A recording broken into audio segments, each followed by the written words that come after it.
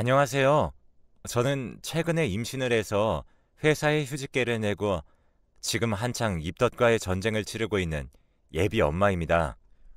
입덧은 보통 사람마다 다 다르다던데 저는 어쩜 이렇게 운 없이 독한 입덧에 걸렸는지 모르겠어요.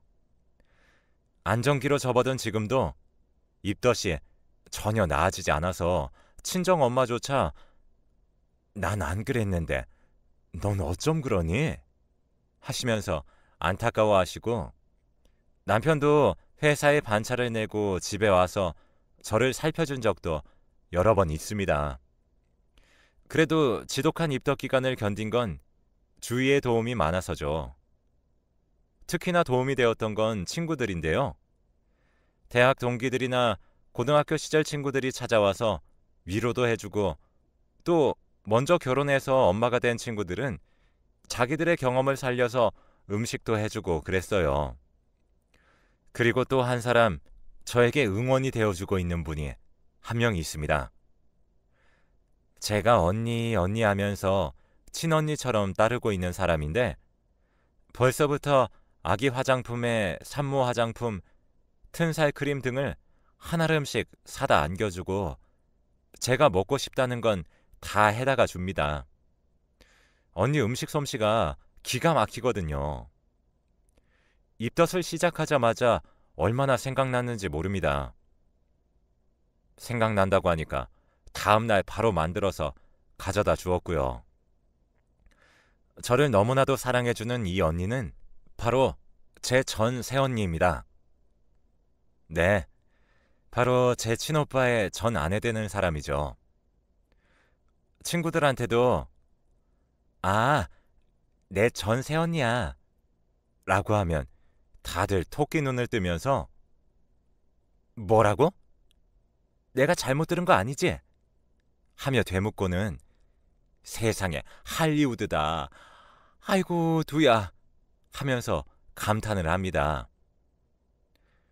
와, 세상이 아무리 변했다고 하지만 너처럼 전세 언니랑 언니 동생 먹고 친자매처럼 지내는 경우도 드물겠다 야.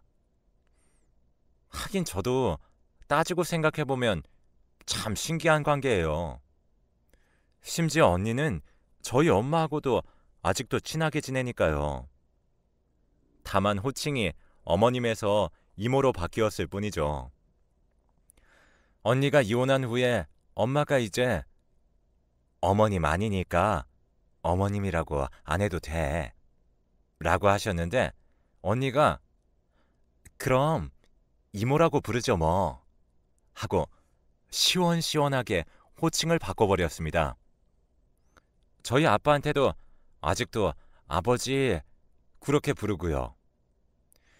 이런 기가 막히고 어떻게 보면 웃긴 관계가 된 이야기를 해보자면 조금 복잡해요. 사실 지금이야 편하게 웃으면서 잘 지내고 있지만 언니도 저도 엄마도 마음고생이 다들 많았어요. 정말 얼마나 마음고생을 했는지 모릅니다.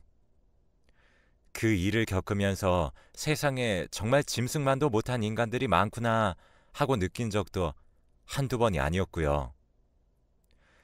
저희 가족은 아빠, 엄마, 오빠, 그리고 저 이렇게 4명으로 이루어진 가족이에요.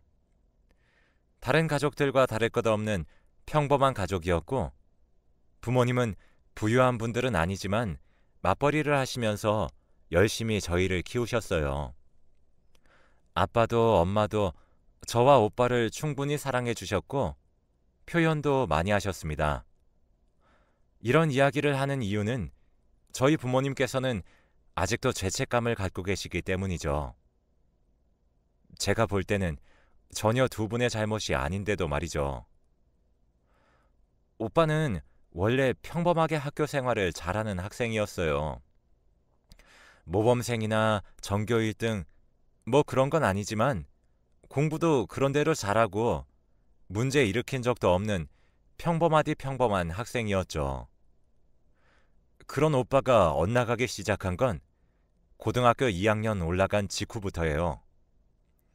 학교에서 친구를 잘못 사귀었습니다.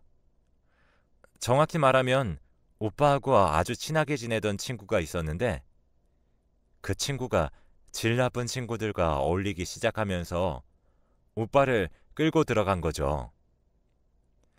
절친한 친구가 잡아 끄니까 오빠가 얼레벌레 어울리기 시작한 게 결국 오빠까지 잡아먹었어요. 학교에서 연락도 많이 오고 엄마가 학교에 가서 선생님도 많이 만나시고 그랬었어요. 그래도 다행히 범죄나 불법적인 일까지 가진 않았지만 오빠는 이미 공부는 손 놔버리고 부모님 말씀에는 하나하나 다 반항하는 전혀 딴 사람이 되어버렸습니다. 엄마가 울면서 타이르고 아빠가 엄하게 혼내도 소용이 없었어요. 오빠는 몇 년 후에는 성인이었고 덩치도 커지고 있었으니까요. 저도 그런 오빠가 낯설었고 무서웠습니다. 그러다 보니 오빠랑 점점 대화도 하지 않게 되었고요. 오빠도 저한테 관심이 없었어요. 고등학교 3학년이 되자 학교에서는 강경하게 오빠와 오빠가 어울리는 무리들을 대처했고 결국에 그 무리는 말하자면 해체가 되었습니다. 심한 학생들 중에는 전학을 간 사람도 있었다고 해요. 그리고 그때를 기점으로 오빠와 오빠 절친도 얌전하게 학교 생활을 하게 되었어요. 애초에 둘 다 주체적으로 이끄는 애들은 아니었으니까 금방 얌전해지기는 하더라고요. 그런데 성적은 이미 바닥이고 좋은 대학을 갈 성적이 나올 리가 없죠. 다행히 고등학교 1학년 때 정상적으로 학교 생활했던 기록을 어떻게 잘 포장해서 지방의 한 전문대에 가게 되었어요. 대학 생활을 하는 동안에는 크게 문제 일으킨 것도 없었고 그냥저냥 생활 잘하는 것 같았죠. 성적이 뛰어나거나 그런 건 아니지만 그래도 학교에서 잘릴 정도는 아니었으니 계속 다닌 거겠죠. 오빠가 졸업하고 나서 저도 대학을 갔습니다. 저는 4년제 대학에 진학했어요. 그리고 1학년 때 선배였던 현재 남편을 만나서 연애를 하게 되었고요. 부모님은 또 다른 고민이 생겼습니다. 오빠가 졸업 후에 말 그대로 집에 눌러 앉으면서 놀고 먹는 거예요.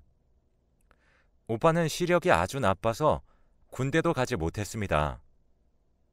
아빠는 신검 결과만 정상이었어도 군대라도 집어넣었을 텐데 라고 하셨어요. 아빠가 졸업했으면 일 구해서 독립해라 라며 강하게 말씀하신 적도 여러 번이었지만 오빠는 네네 이렇게 대답만 할 뿐 일을 구할 의향이 전혀 없어 보였어요. 용돈이 필요하면 단기 아르바이트를 몇 번 하는 것도 같았는데 어째 제대로 된 일은 구하지도 않더군요.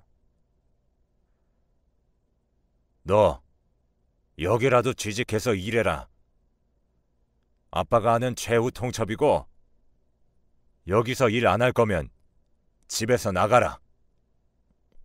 어느 날 아빠가 오빠에게 하신 말씀이었어요. 제가 대학교 4학년 때 일이었죠.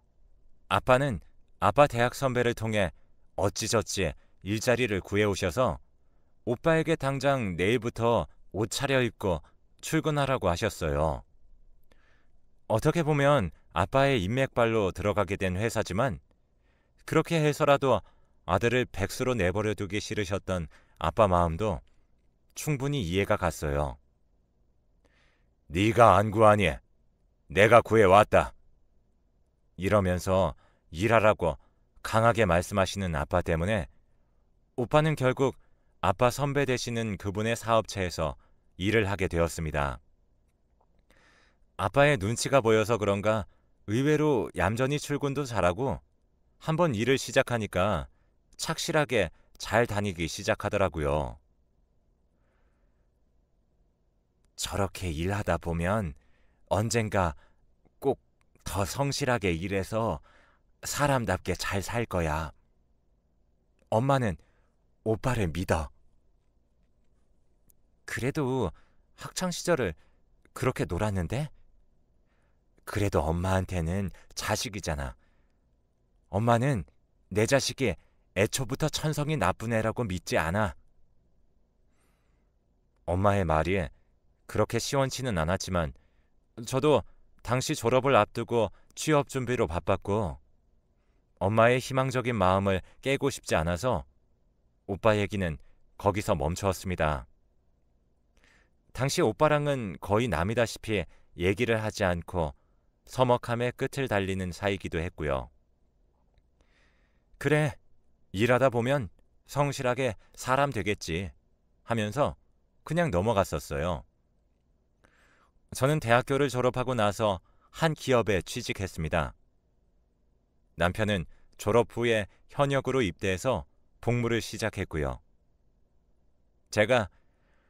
내가 먼저 열심히 벌어놓을게. 제대하고 오빠 취직하면 결혼하자. 라고 했더니 남편이 난 진작에 적금 들어놨어. 하더라고요. 그렇게 저희는 결혼을 약속하게 되었죠. 이미 서로 부모님들께도 인사드린 상태였고 저희 부모님도 남편을 좋아하셨어요. 저도 시부모님께 처음 인사드렸을 때부터 좋게 봐주셔서 따로 인사도 드리고 종종 뵈었었고요. 그러던 어느 날이었습니다. 아마 제 기억에 남편 제대하기 정말 몇 주 전이었던 걸로 기억하고 있어요. 아버지, 엄마, 저 결혼하겠습니다. 뭐? 네가 결혼을? 네가 만나는 사람이 있었어? 네. 길게 만나진 않았지만 저랑 잘 맞고 좋은 여자예요. 결혼하겠습니다. 오빠가 난데없이 결혼 선언을 했습니다. 진작에 연애 사실을 밝히고 만나던 저와는 다르게 오빠는 자기 연애사나 만나는 사람에 대해서 아무 말도 하지 않고 있었거든요. 그저 얌전히 회사나 다니면서 일하는 줄 알았던 아들이 갑자기 며느리를 데려오겠다고 하니까 부모님은 당황하셨죠.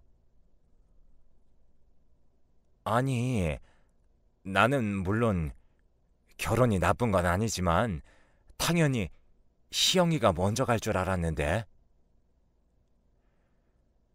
요즘 세상에 뭐 그런 걸 따지냐면 그래도 제가 먼저 가는 게 어르신들 보기에도 더 좋겠죠. 동생보다 오빠가 먼저 가는 게 낫잖아요. 이상한 논리긴 했지만 아빠는 저놈이 그래도 가정 이루려고 하는 거 보니까 철이 좀 들긴 들었나 보다. 대책 없이 결혼하겠다고 하진 않겠지? 라고 하셨어요. 그러면서 상견례 날을 잡으라고 하셨고요. 상견례 필요 없어요. 그냥 저희 집 초대해서 식사하고 인사하면 돼요. 그 친구 부모님이 두 분 다 어릴 때 돌아가셨어요. 엄마는 당황한 표정을 지으시면서 그럼 집으로 날 잡고 데려오라고 하셨어요. 며칠 후에 오빠로부터 문자가 와서 그날 저녁 식사에 제 새언니가 올 거라고 했습니다. 저는 괜히 긴장이 돼서 퇴근 시간이 다가와도 기분이 썩 가볍지 못했습니다. 집에 가서 엄마 상 차리는 것부터 도왔어요. 집에 며느리 온다고 갈비찜에 잡채까지 하셨더라고요. 그리고 마침내 도착한 예비 새언니는 저보다 한 살이 많은 사람이었습니다. 첫인상은 동글동글하고 참 순해 보이더군요. 수줍게 저와 엄마 아빠에게 인사하는 언니는 목소리도 그렇게 크지 않았고 소위 말하는 못된 새언니의 인상은 전혀 없는 사람이었어요. 솔직히 속으로 오빠에 비해 너무 아깝다고 생각했죠. 어쩔 수 없는 일이었지만 오빠의 학창시절 때와 엄마 아빠에게 반항하던 모습들, 졸업 후 게으르게 집안에서 과자나 먹던 모습들이 떠올랐거든요. 그래도 가정 이루고 나면 더 열심히 살겠지. 이런 생각을 하면서 마음속으로 예비 새언니를 응원했어요. 예비 새언니는 양친을 사고로 잃고 고교 졸업 후 바로 취업을 해서 일하고 있었죠. 오빠와는 오빠의 회사랑 거래처 연결이 되어서 오다 가다 만났다고 합니다. 부모님도 착한 며느리를 데려온 것 같다고 하셨고 결혼을 허락하셨습니다. 아빠는 오빠가 방황하던 시절부터 엄하게 대하시고 혼내기도 하셨지만 그래도 아들이 가정을 꾸린다고 하니까 지원도 넉넉하게 해주시고 신혼집도 구해주셨어요. 결혼식도 예비 새언니의 가정 사정상 크게 올리지 않았고 작은 식장에서 조촐하게 올렸어요. 언니와 오빠는 저희 집 근처에서 멀리 안 떨어진 곳에 살림을 차렸고요. 새언니하고는 사실 처음에는 어색했습니다. 아무래도 오빠랑 저의 사이가 서먹하니까요. 언니는 저를 보면 예의를 갖춰서 아가씨 아가씨라고 부르고 존대도 했지만 아무래도 만난 지 얼마 안 되어서 어색하더라고요. 더군다나 저는 못된 시누이가 되기는 싫어서 일부러 언니네 집에 간섭하는 것처럼 보인다거나 그런 오해를 사기가 싫어서 일부러 거리를 둔 것도 있고요. 그래도 언니는 엄마한테 참 잘하더군요. 사이가 좋은 고부관계였죠. 엄마도 걔 붙잡아서 가정 이루게 한 것만도 고마운 애야 하시면서 일체 시집살이 안 시키려고 하셨는데 언니가 먼저 엄마한테는 어머니 같이 점심 먹어요. 어머니 잘 지내고 계시죠? 어머니 저번에 반찬 너무 맛있었어요 하면서 문자도 보내고 살갑게 굴었거든요. 애가 부모님 사랑이 많이 고팠나 보다. 그러니 시애미한테 이렇게 살갑게 굴지. 내가 엄마는 못 대어줘도 잘 대해줘야지. 아휴, 참 말도 이쁘게 해. 시모 복이 아니라 며느리 복도 있는가 보다. 그러다 보니 엄마도 며느리를 예뻐하시고 오빠가 늦게 퇴근하면 종종 집으로 불러서 저녁도 같이 먹었습니다. 아빠도 새언니를 좋아하셨고 저도 그런 식으로 언니랑 얼굴을 보다 보니까 점점 어색하지 않게 인사도 하고 안부도 묻고 하는 사이가 되어갔어요. 오히려 오빠보다도 더 가까워졌죠. 사실 제가 언니와 오빠와의 결혼 생활을 다 알지는 못합니다. 말씀드렸다시피 오빠와는 서먹서먹해져 있었고 저도 곧 남편이 제대하고 회사에 취직을 했거든요. 이제 제가 시집갈 차례가 된 거죠. 남편이 취직해서 지금까지 일하고 있는 곳은 나름 네임밸류도 있고 신입이라도 초봉이 넉넉했던 곳이었습니다. 저도 남편도 대학 시절 아르바이트부터 모아온 돈이 있고 또 적금도 있어서 남편이 취직함과 동시에 자연스럽게 결혼을 진행하는 걸로 이어졌어요.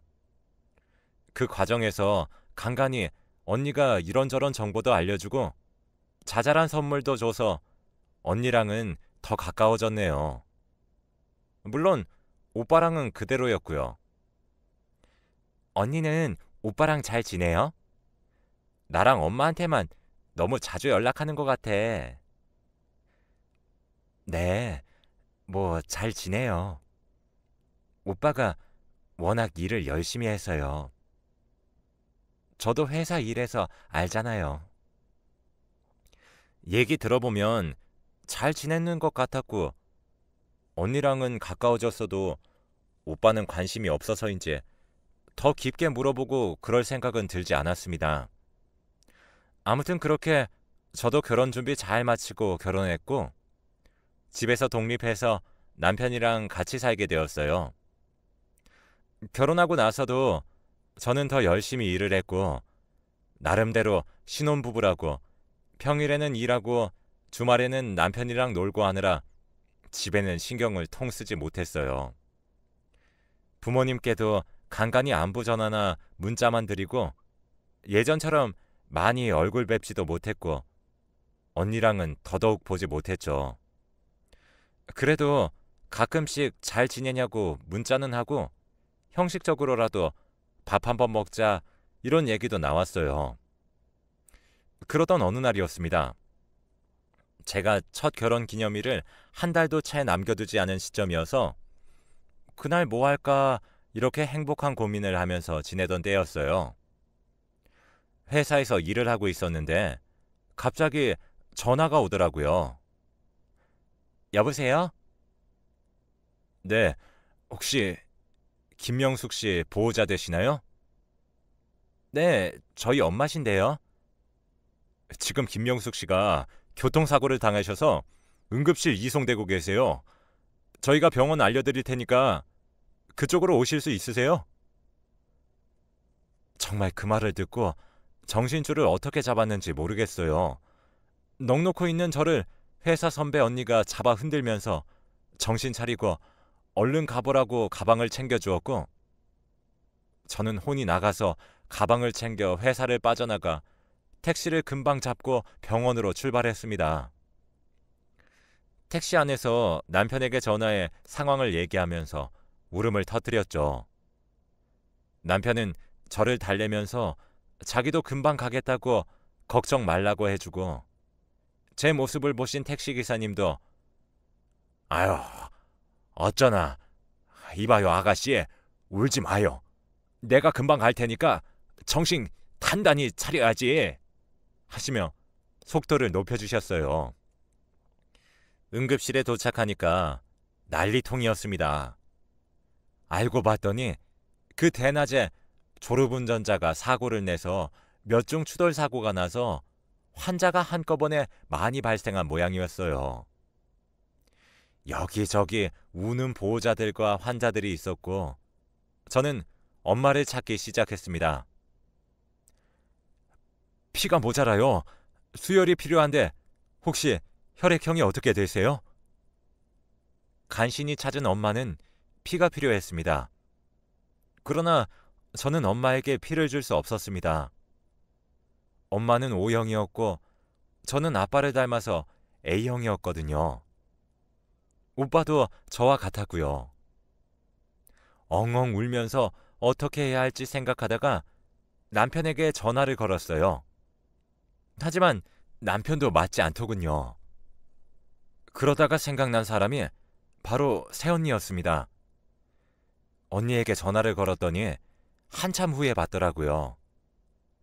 언니는 우는 제 목소리를 듣고 놀라더니 제가 사정을 설명하자 잠시만 기다려달라며 전화를 끊었어요.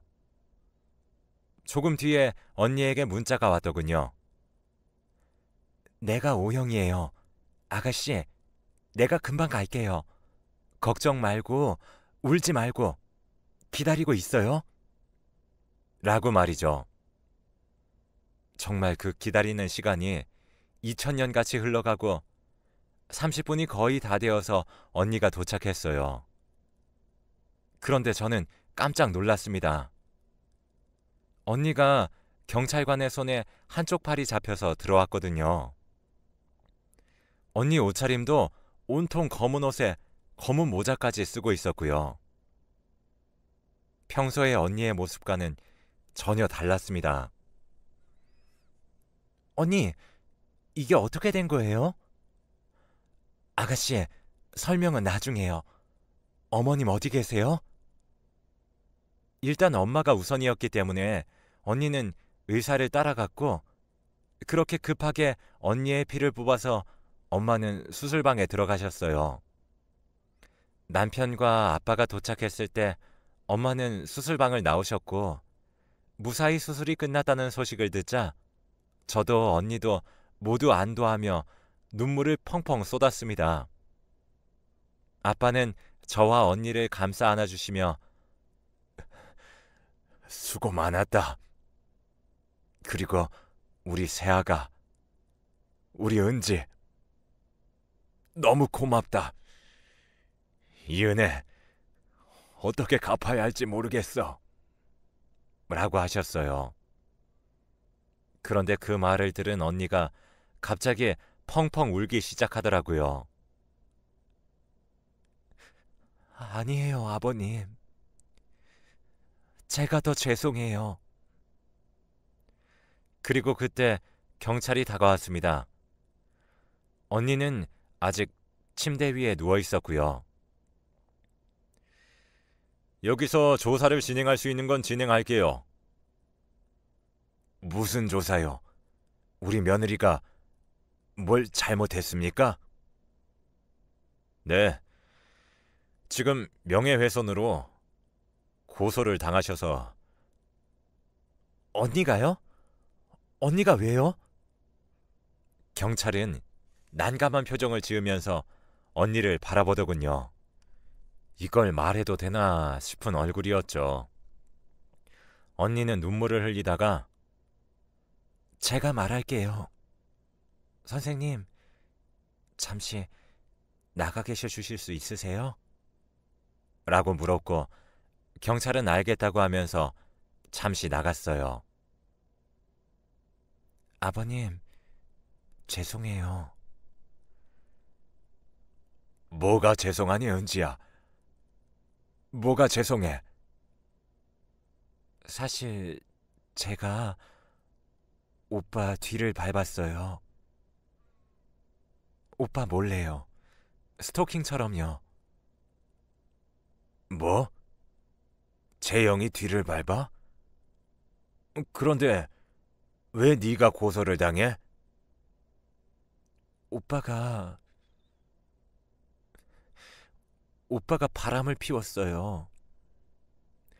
지난달에 눈치를 채서 열심히 증거를 모았는데 증거가 없어서 결국에 오빠랑 그 여자랑 문자한 거 보고 오늘 일정이 있다길래 뒤를 따라갔어요. 그런데 그 여자랑 오빠가 신혼부부 마냥 다정하게 있는 걸 보고 이성을 놔버려서 그 여자 머리채를 잡고 난리를 피워서 그 여자가 저를 고소했어요. 언니의 말에 저도 아빠도 남편도 모두 경악했어요. 언니는 서럽게 엉엉 울면서 자기 핸드폰을 확인해 보라고 거기 증거가 다 있다고 했죠. 저는 급하게 언니 핸드폰을 찾아서 확인했습니다. 정말 가관이더라고요. 당당하게 그 상간녀랑 셀카를 찍고 문자로 온갖 미러를 속삭이고 이딴 인간이 내 오빠라는 걸 믿기 싫을 만큼 더러운 증거들이었습니다. 하지만 가장 화가 나신 건 아빠였어요. 분수에 넘치는 착한 아내 맞았으면 모시고 살아도 모자랄 판에. 뭐? 바람을 피워? 이 자식 어딨어? 오빠는 그 여자랑 경찰서에 있어요. 아가씨 전화 받고 제가 경찰분들한테 빌었어요. 어머니만 제발 살리고 오게 해달라고. 피가 저랑 유일하게 맞아서 제가 살려야 한다고요. 이 짐승만도 못한 놈. 지혜미가 죽어가는데 지는 바람난 여자 끼고 경찰서에서 기다리고 있어? 지금 당장 가야겠다. 거기 경찰 선생, 우리 며느리는 내가 데리고 갈 겁니다. 희영이 너는 김서방이랑 엄마 지키고 있어. 아빠, 언니도 아직 쉬어야 되잖아. 그냥 그 자식 보고 오라 그래. 저도 화가 나서 소리쳤고 중간에 끼신 경찰분만 난감해지셨어요. 어쨌든 언니는 지금 고소를 당한 상태니까요. 언니가 회복해야 한다는 걸 참작해서 다행히 며칠은 시간을 벌 수 있었어요. 엄마는 그 사이에 의식을 찾으셨지만 충격을 받으실까봐 일단은 오빠 이야기를 절대 하지 않았습니다. 아빠는 그 사이에 아는 지인과 인맥을 총동원해서 유능한 변호사들을 만나고 다니셨고요. 그 중에 아빠가 판단하셨을 때 가장 사람이 괜찮아 보인다는 분을 언니의 이혼소송 변호사로 붙이셨어요. 아빠, 괜찮아? 세상에 아들 이혼소송 거는 아빠는 아빠밖에 없을 거야. 그놈은 내 아들 아니야. 내 자식은 희영이 너 하나야. 참을인 자 3번이면 살인도 면한다고 하는데 내가 그놈 학창시절부터 참았어. 어디 감히 그런 착한 아이한테 그래? 위자료도 두둑히 받아내게 할 거고 상간녀 그 여자도 은지 고소한 것 가만두지 않을 거다. 언니 앞에서는 당당하게 큰 소리 쳤던 것 같던데 저희 아빠를 보니까 오빠고 그 여자고 둘 다 아빠 앞에서는 벌벌 떨더라고요. 역시 오빠한테는 저희 아빠가 가장 무서운 존재였던 것 같네요. 어차피 저럴 거면 왜 바람을 피우는지 한심하기만 했습니다. 아저씨, 저 이 오빠 유부남인 거 모르고 만났어요. 저도 피해자라고요. 모르고 만났으면 유부남인 걸 알았을 때 그쪽이 창피한 짓 한 줄 알고 죄송합니다. 이렇게 고개 숙여도 모자랄 판에 감히 우리 며느리를 고소하려고 해요? 말이 되는 소리를 해야지. 그쪽도 상간녀로 혼인 파탄에 책임 소송 걸 거니까 알아서 잘될 변호사 구해나 봐요. 아빠, 아니 아버지, 진짜 잘못했어요. 제가 잠깐 미쳤었나 봐요. 엄마한테는 네 엄마 얘기 꺼내지도 마라. 너는 이제 내 아들 아니다. 사람 고쳐 쓰는 거 아니라고들 하지만 그래도 네가 엇나갈 때는 그래 10대 때니까 그럴 수 있지. 잘 가르치고 내가 내보내지 않고 품는다면 돌아올 거다. 이런 마음으로 참았다만 이젠 아니다. 나한테 자식은 희영이 하나뿐이야. 아빠는 정말 강경하게 나가셨고 물러서지도 않으셨어요. 결국 오빠는 유책 배우자로 언니에게 몇 천만 원의 위자료를 주고 이혼하게 되었고요. 그 상간녀도 소액이지만 돈이 좀 깨졌습니다. 간통죄가 폐지되어서 그렇다고 하네요. 이제 마음 편하게 살아. 너 아직 젊어서 좋은 남자 만날 수 있어. 마음고생 다 잊고 내가 이렇게 사과할 테니 우리 잊고 살거라. 어머니, 저 어머니 못 잊어요. 엄마 없는 제게 엄마같이 대해주셨는데 어떻게 잊어요? 이혼하던 날 언니가 엄마를 잡고 울면서 말했어요. 그 모습을 보고 언니는 우리 부모님을 정말 친부모님처럼 생각하는구나 싶어서 정말 가엾고 눈물이 나더라고요. 어차피 우리한테서 내쳐진 건 은지 네가 아니고 그놈이다. 은지는 오고 싶으면 얼마든지 우리 집 와도 되고 밥도 먹고 딸이면 딸답게 용돈도 달라고 하고 그렇게 해. 저희 아빠의 말씀이에요. 언니는 그 말을 듣고 더 크게 울었습니다. 그리고 정말 아빠 말씀대로 언니는 며느리가 아닌 딸 노릇을 하면서 아직까지도 우리 집과 인연을 이어나가고 있어요. 참 이상한 게 오빠가 빠지니까 언니하고도 급속도로 더 친해지게 되더라고요. 이혼한 언니는 후련해 보이고 자유로워 보였습니다. 오빠는 집에서 당연히 쫓겨났죠. 엄마는 그래도 엄마라고 저한테 말해서 오빠 근황 좀 알아보라고 그러시더라고요. 남편한테 부탁해서 수소문을 해봤는데 오빠는 고등학교 동창들이나 대학 동기들의 집들을 다니면서 식객처럼 생활하다가 지금은 지방에 있는 한 공장에서 일하고 있다고 했어요. 거기 사는 친구가 일자리를 알아봐 준 모양이에요. 엄마는 예, 그래도 집 밥벌이는 하고 있다고 하니까 다행이다 라고 하시더군요. 그걸로 끝이었어요. 엄마도 오빠를 더 이상은 자식이라고 마냥 좋게 보지는 못하실 테니까요. 저도 사실은 아직까지도 오빠에게 화가 풀리지 않았고 용서를 못한 상황입니다.